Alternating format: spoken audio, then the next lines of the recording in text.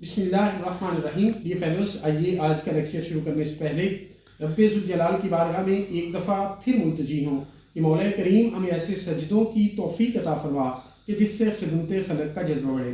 Dear fellows, आज जो topic हम टेकअप करने जा रहे हैं वो बुनियादी तौर पर CRPC की 3 दफ़ात हैं। उनके अंदर हम फ़र्क करने की कोशिश करेंगे और डिस्टिंग्विश करने की कोशिश करेंगे कि इन तीनों जो सेक्शंस हैं इनके अंदर क्या फ़र्क है। पहला सेक्शन है 100, दूसरा सेक्शन है 491 और तीसरा सेक्शन है 552। डी फेलोस, ये इसी तरह से क्वेश्चन जो है वो एक पास पेपर्स गालबन ADPP या सिविल जज के एग्जाम में पूछा जा चुका है, तो इसलिए मैंने ये मुनासिब समझा कि इस क्वेश्चन को अटेम्प्ट किया जाए।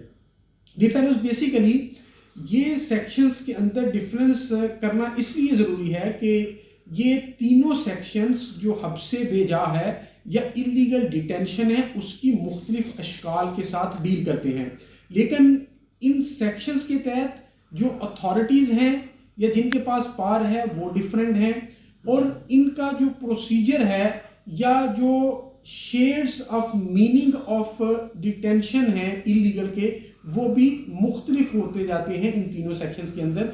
तो इसको वन बाय वन हम देखते हैं, फिर इनके दरमियान डिफरेंस करेंगे। डिफरेंस सबसे पहला सेक्शन 100 है जो कि ये बात कहता है कि अगर magistrate of the first class को कोई इंफॉर्मेशन वसूल होती है and he has reason to believe कि कोई शख्स जो है वो इलीगल डिटेंशन में है और वो डिटेंशन अमाउंट कर रही है कमीशन ऑफ ऑफेंस में। ये बड़ा अहम पॉइंट है कि इलीगल डिटेंशन में है और वो जो इलीगल डिटेंशन है वो अमाउंट कर रही है to the commission of offence में, यानी ऐसे हालातों वाक़यात हैं कि इस तरह हब से बेजा में रखा गया है कि वो कमीशन ऑफ ऑफेंस के जुमरे में आ रही है। तो मजिस्ट्रेट साहब सर्च वारंट इशू करेंगे और जिस शख्स को वारंट इशू करेंगे उसकी एग्जीक्यूशन का मोड और मैनर भी उसके अंदर बयान करेंगे। डिफेंस जब वो शख्स जो है वो उस सर्च वारंट की को एग्जीक्यूट करते हुए उस शख्स को अगर रिकवर कर लेता है तो वो इमीडिएटली प्रोड्यूस करेगा before the magistrate of the first class. अब magistrate of the first class को जब प्रोड्यूस करेगा तो वो उनकी सवाबदीद है जो उनको मुनासिब लगेगा, सीम्स प्रॉपर के अल्फाज इस्तेमाल हुए, वो उस पर ऑर्डर पास कर देंगे। डी फेलोस, इसके साथ अगर सेक्शन 491 की हम बात करें, पर्टिकुलरली इसके साथ जो सब सेक्शन डील करते हैं वो 491 का A, B और 1A डील करते हैं। डिफेंस ये इस सेक्शंस के तहत जो पार है वो हाई कोर्ट की है, सेशन जज की है और एडिशनल सेशन जज की है और इसके अंदर बड़ा कैटेगोरिकल ये बात लिखी गई कि अगर कोई शख्स हाई कोर्ट की जो क्रिमिनल जुरिस्डिक्शन है उस एपीलेट क्रिमिनल जुरिस्डिक्शन है उसके अंदर कोई शख्स है उसको उस शख्स को लाया जाता है हाई कोर्ट के सामने तो वो उस पर कोई ऑर्डर पास कर सकती है। और सेकेंडली अगर किसी शख्स को इलीगली और इम्प्रॉपरली डिटेन किया गया है, वो पब्लिक डिटेंशन में है या प्राइवेट कस्टडी में है, तो ऑनरेबल कोर्ट जब उसे प्रोड्यूस किया जाएगा हाई कोर्ट के ऑर्डर पर या डिस्ट्रिक्ट एंड सेशन जज के ऑर्डर पर या एडिशनल सेशन जज के ऑर्डर पर, तो वो उसको एट लिबर्टी कर देंगे, यानी उसको विल सेट एट लिबर्टी और उसे आज़ाद करवा देंगे। और डी फेलोस, जब हम बात करते हैं सेक्शन 552 की, तो ये इन मटीरियल पर्टिकुलर जो है वो डिफरेंट है from other 2 sections.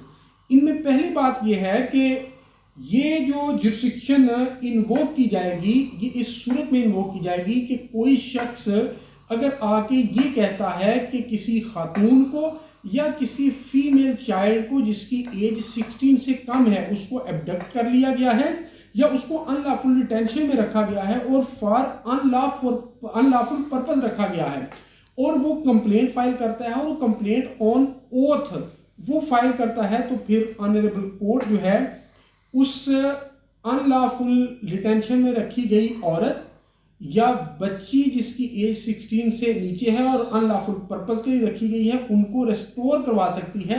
So much so इसके साथ अगर कोर्ट को कोई फोर्स यूज करवानी पड़ती है तो फोर्स भी यूज करवाएगी और उस खतून को सेट एट लिबर्टी करेगी और उस बच्चे के जो है वो उसके हस्बैंड को, उसके पेरेंट को, उसके गार्डियन को जो है वो हैंड ओवर कर देगी।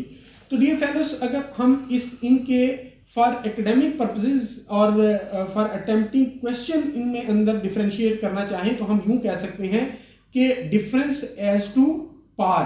तो पहले सेक्शन 100 के तहत जो पार है वो magistrate of the first class की है। 491 के तहत में जो पार है वो हाई कोर्ट की है, सेशन जज की है, एडिशनल सेशन जज की है। और 552 में जब हम देखते हैं तो ये एक्सक्लूसिवली सेशन जज की पार है।